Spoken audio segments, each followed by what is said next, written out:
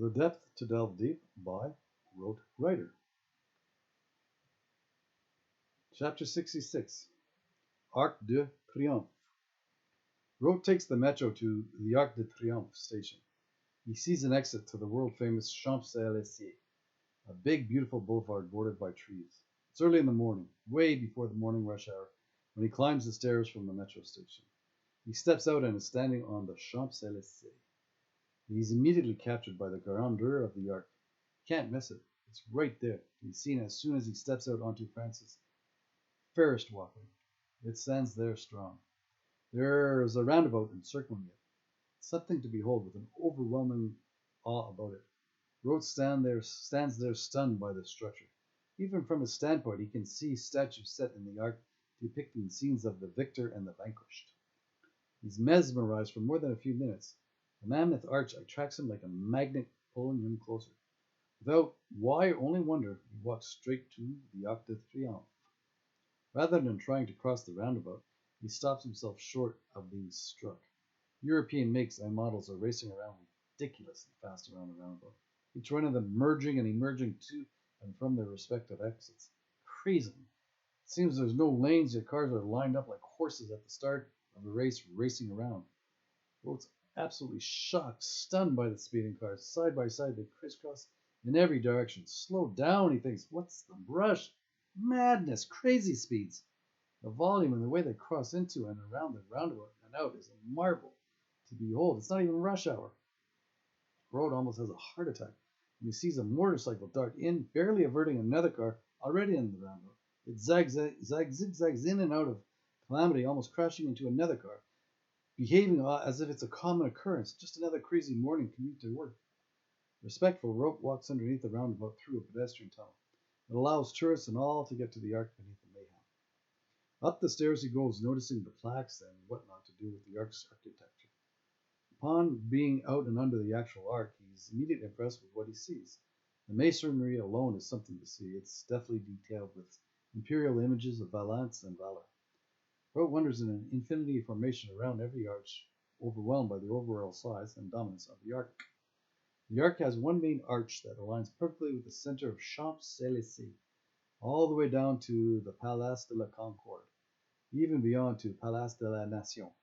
The arc's prominence on the promenade is heightened by the elevation upon which the Champs-Élysées rises to and from it, and for that matter through it.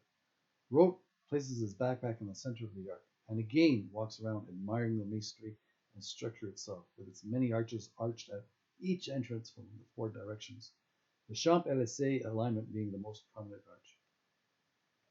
He learns Napoleon Bonaparte commissions the building of the Arc de Triomphe at the turn of the 18th century, and all arcane alleyways and byways barred in the barrage of Bastille Day are straightened to support soldiers marching, probably to prevent any future revolutions being fought on every street corner.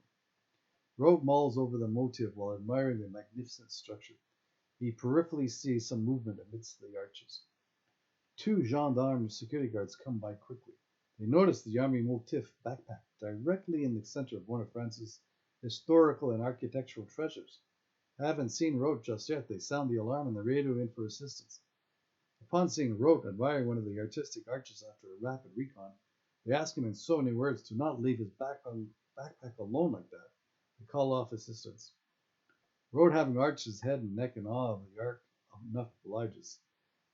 The arc in awe of the arc enough obliges. He picks up his very heavy backpack. He notices how cheaply made it is. It's starting to rip along certain seams. In his mind, he will find all sorts of retorts in regards to his backpack, but he knows it's better than being burdened by his two blue bothersome bags. Back on the Champs-Élysées proper, he crosses the boulevard very carefully. He crosses to check the hours of the tourist office situated on the other side of the very wide divide. It's not too far from the Colossus. Hours checked, Rote crisscrosses back over to nearby McDonald's. All places to have something to eat. While there, he waits for the 9 o'clock hour to arrive. It's when the tourist office opened. Rote's still getting used to the new currency. He's already adapted to the purchase power and price of the pound. Now he must with the euro. He has some minimal experience in Ireland with it. Maybe it's just McDonald's, but it seems everything is more expensive here in Paris than in London.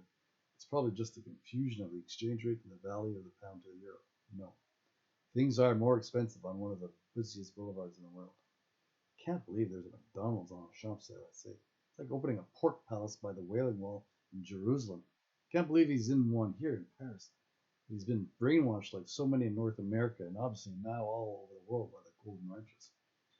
Rote leaves definitely disgusted with his choice of cuisine, especially in a known culinary country. He heads back to the tourist office and sits by the door, ill till it opens. Inside, he finds where there's camping. He decides that's what he'll do. All he can do, being in the throngs of peak tourist season in Paris, a time he doesn't want to be there, but unfortunately is. He's been forced in an offhand way to continue to travel well before he's ready. The campground beckoning him is in Bois de la Boulogne. It's one of Paris' main parks with the River Seine wrapping around it like an artery.